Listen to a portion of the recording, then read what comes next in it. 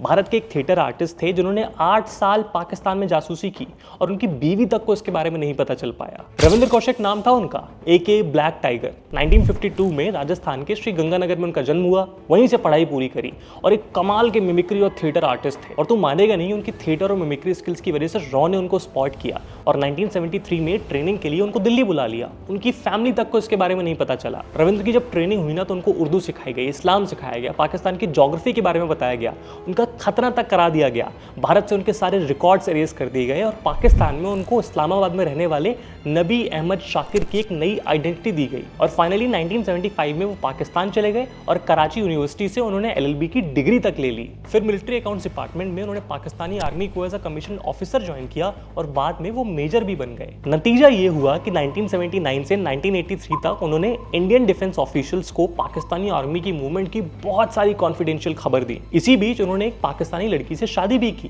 जिससे कभी भी उनके भारतीय जासूस होने का शक तक नहीं हुआ। लेकिन यार फिर हुआ ये कि सितंबर 1983 में जब रॉ के एक दूसरे अंडरकवर एजेंट इनायत मसीह ने रविंद्र कौशिक को कांटेक्ट करने की कोशिश की तो उसे ISI ने पकड़ लिया और फिर रविंद्र कौशिक की भी आइडेंटिटी रिवील हो गई। उन्हें पकड़ा गया, ब्रूटली टॉर्चर किया गया और पाकिस्तानी सुप्रीम कोर्ट ने उन्हें उम्र कैद की सजा सुना दी और फिर 2001 में उनकी जेल में ही डेथ हो गई। अब तू बता, भारतीय होने के नाते क्या हमें रियल लाइफ हीरोज के बारे में नहीं पता होना चाहिए?